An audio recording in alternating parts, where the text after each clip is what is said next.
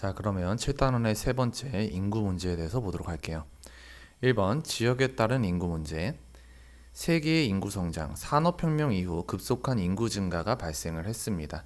산업혁명이 발생하면서 이제 생산량도 늘어나고, 그 다음에 여러 가지로 이제 물자나 자원이 풍부해지면서 인구도 덩달아서 증가하게 되죠. 경제 발전으로 부양력이 증대됩니다. 산업혁명, 경제 발전 이렇게 이어지는 거죠. 그리고 부양력, 그러니까 그 이제 사람들을 먹여 살릴 수 있는, 여기 나와 있죠. 주어진 자원으로 인구를 부양할 수 있는 능력. 그러니까 산업혁명을 통해 가지고 사람들이 금전적으로 뭔가 돈을 이제 벌 수 있는 그 길이 크게 마련이 된 거지. 그래서 사회가 그 사람들을 먹여 살릴 수 있는 능력이 늘어나게 된 겁니다. 의학의 발달로 사망률도 감소하게 되죠. 그렇죠? 자, 추세, 오늘날의 추세입니다. 개발도상국의 인구 증가가 뚜렷합니다. 그러니까 일반적으로 이제 아프리카나 남아메리카 그리고 아시아 지역, 동남아시아 지역이나 아니면은 뭐 이제 뭐 방글라데시나 이런 곳들, 그런 곳들에 있는 개발도상국에서 인구 증가가 엄청나게 뚜렷합니다. 그리고 선진국은 인구 성장이 굉장히 둔화됐죠. 그러니까 일본이나 아니면은 서부 유럽 이쪽에 보면은 진짜 초고령화 사회로 들어갔죠. 젊은 사람들이 아이들을 낳지 않고 이제 노인분들만 점점 수가 늘어나는 그러한 상황을 보여주고 있습니다. 자, 2번 선진국의 인구 문제, 출산율 감소, 아이를 낳지 않는다는 얘기죠. 원인, 여성의 사회 참여가 증가를 하게 됩니다. 이거는 무슨 관련이 있냐면요. 출산율 감소랑 여성이 사회 참여에 증가를 하면서 뭔가 예전에 그 우리가 일반적으로 알고 있는 전통적인 그 여성의 그 가정에서의 역할, 이러한 것들이 변화를 한 거죠. 그래서 여성도 사회에 진출을 해서 일을 하고 자기만의 직업을 갖고 뭔가 사회생활을 통해서 경력을 쌓아나가고, 이러한 것들을 하다 보니까 아이를 이제 낳지 않게 되는 거죠. 그리고 이제 사회마다 다르긴 하겠지만 그 여성이 출산을 하게 되면 회사를 어느 정도 이제 휴직이 들어가야 되잖아요. 근데 한국만 기준으로 놓고 봤을 때 그렇게 육아휴직이 들어가게 되면은 뭐 다 그런 건 아니지만 아이를 위해서 육아휴직을 한 2, 3년 갖고서 다시 돌아오면 이제 들어갈 자리가 없다라든가 나의 자리가 회사에서 아예 사라져버리는 그러한 경우도 발생을 하는 경우도 있습니다. 그래서 그런 것 때문에 출산율, 아이를 낳지 않게 되는 경우도 많고요. 결혼관이나 자녀에 대한 가치관이 변화하게 됩니다. 그러니까 결혼도 요즘에는 그런 사람들이 많죠. 혼자 사는 인구들이 굉장히 많죠. 그리고 자녀에 대한 가치관, 그러니까 아이를 꼭 낳아야 할까? 이렇게 생각하는 사람들도 요즘 젊은 사람들 중에 굉장히 많이 있습니다.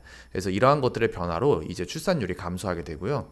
근데 문제는 그렇게 되면 노동력이 부족해집니다. 그러니까 새로운 아이를 많이 낳아가지고 그 사람들이 나중에 커서 성인이 되고 그 국가의 노동력이 돼야 되는데 이제 그렇지 못하다 보니까 노동력 부족에 따른 경제 성장이 둔화가 되어지죠. 그러니까 일할 사람이 없는 거야, 나라에.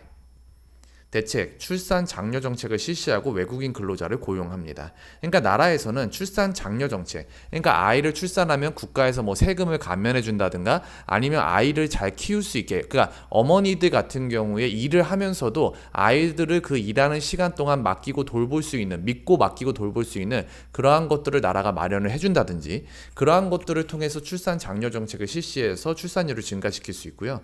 그 다음에 외국인 근로자를 고용해서 지금 부족한 그 노동력을 메꿀 수도 있겠죠. 그 다음에 인구의 고령화. 자, 원인, 생활 수준이 향상되었어요. 그리고 의학기술 발달, 위생시설 개선, 이 세 가지가 다 합쳐서 결국에 그 사람들의 평균 수명을 증가시키게 되었습니다. 예전 같으면은 이제 쉽게 병에 걸려서 그 진료도 제대로 못 받고, 그리고 위생 상태도 안 좋다 보니까 뭐 다양한 질병들에 걸릴 수 있었는데 요즘에는 그러한 것들이 많이 개선이 돼서 사람들의 기본적인 평균 수명이 늘어나게 되는 거죠. 자, 문제, 노인 부양 부담이 증가하게 됩니다. 고령화 사회로 가게 되면서 노인들의 수가 증가하잖아요. 그러면 노인분들이 어느 일정 연령 이상이 되면 더 이상 일을 하실 수가 없잖아. 사회에서 그 노인분들이 일할 수 있는 그 일자리도 그렇게 많지가 않고. 그러면 그 노인분들을 이제 누가 책임을 져야 되냐면 국가가 책임을 져야 되는데, 국가는 그것을 책임지기 위해서 국민들의 세금을 통해서 이제 국가가 책임을 지게 될 거란 말이죠. 그러면 그 세금은 다 대부분 어디에서 나오게 되느냐? 지금 노동을 할 수 있는 나이대, 20대에서 거의 한 50대 사이에 있는 분들이 내는 세금 가지고서 그 노인분들을 부양을 해야 되는데, 노인들의 수가 늘어나고 일해야 되는 사람들의 노동력은 부족하니까 여기서 이제 문제가 생기는 거죠. 그래서 노인 부양 부담이 증가하고 노인 복지 비용도 증가하게 되고 노인 소외 문제도 발생을 합니다. 이게 요즘에 많이 얘기하는 노인 뭐 고독사 이런 것들이 여기에 들어갈 수가 있겠죠. 가족과 이제 연이 끊겨서 가족과도 이제 단절이 되어지고 노인분들 혼자서 이제 생활을 하시다가 아무도 모르게 이제 혼자서 집에서 돌아가시는 경우, 노인 고독사 이런 게 문제가 생깁니다. 자, 대책, 정년을 연장한다. 정년 연장이라는 건 뭐냐면요. 그러니까 공무원 기준으로 보면은 예전에는 뭐 60세까지 혹은 65세까지 이렇게 일을 할 수 있게끔 딱 정해놨단 말이야. 근데 그거를 이제 연장을 시킨다는 거예요. 일을 더 하실 수 있는 능력이 있는데 나이가 됐다라는 그 이유만으로 나가게 되면 그분들은 더 이상 수익이 발생하지 않잖아. 그럼 그게 또 사회 문제가 될 수 있으니까 그분들이 좀 더 오랫동안 몇 년 더 일을 하실 수 있게끔 정년을 연장해 주는 거죠. 그리고 사회보장제도 확대, 사회에서 노인분들을 보장할 수 있는 여러 가지 대책들을 마련하고 노인 일자리 및 노인 복지를 확충시켜 줍니다. 여러분들 요즘에 다니다 보면은 우리가 횡단보도 같은 데서 아침에 그 노인분들이 아이들 길 건너는 거 그런 거 감독해 주시고 아니면은 주변 미화 환경 보호를 위해서 노인분들께서 조끼 입고서 쓰레기 같은 거 이렇게 주우시고 환경미화 하시는 거 그런 걸 본 적이 있을 겁니다. 그런 게 다 이런 거의 한 일환이라고 보실 수가 있죠. 자, 3번 개발도상국. 자, 여기까지는 이제 선진국의 인구 문제였었고요. 이제 3번부터는 개발도상국의 인구 문제입니다. 자, 개발도상국에서는 인구가 급증을 합니다. 너무 많이 늘어나는 거죠. 원인, 높은 출생률과 의학기술의 발달. 그래서 사망률이 감소하게 됩니다. 자, 문제. 식량 및 자원이 부족하고 일자리 부족하고 각종 시설이 부족해집니다. 개발도상국은 선진국에 비해서 여러 가지 사회적 인프라가 갖춰져 있는 게 많이 부족합니다. 식량도 부족하고 자원도 많이 부족해요. 그런데 일자리도 거기다가 일자리까지 부족해요. 왜? 새로운 사람들이 너무 많이 태어나는데 그 개발도상국에서는 그 사람들을 모두 감당할 만한 능력이 안 되는 겁니다. 그래서 일자리도 부족하고요.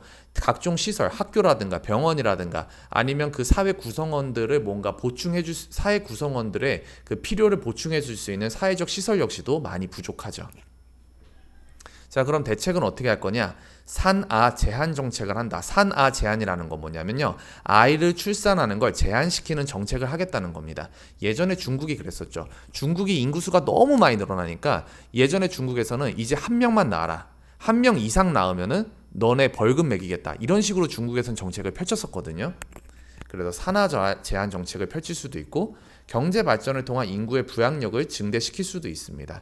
그러니까 인구가 많이 태어났을 때 그 나라의 경쟁력이 탄탄하면 사실 인구가 얼마나 태어나든지 상관이 없잖아. 오히려 도움이 되겠지? 왜냐하면 일자리를 많이 만들어주면 충분한 노동력이 있으니까 그 국민들이 가서 일을 하고 국민들이 열심히 일을 하면 국가 경쟁력 높아질 거고 오히려 좋잖아요. 근데 거기에 이제 국가가 그걸 뒷받침해주지 못하면은 국민들이 일할 곳이 없고 국민들이 빈곤해지게 되는 거죠. 그걸 막기 위해서 경제 발전을 통해서 인구의 부양력을 증대시키는 거, 이게 가장 확실한 방법이 되겠죠. 자, 2번 성비 불균형. 일부 개방도상국에서 남자아이의 출생률이 높게 나타납니다.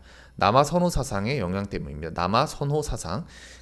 한국이 예전에 이랬었어요. 한국에도 예전에 1960년대 이전 산업화가 발달하기 전에 제가 봤을 때 한 1970, 80년대까지도 약간 이렇게 남아 있었던 것 같은데 남자아이를 선호했었어요. 뭔가 한국에서는 대를 이어야 된다. 우리 집안을 이게 이끌어 나가려면 일단 남자아이가 한 명 무조건 있어야 된다. 이런 사상이 있었거든요.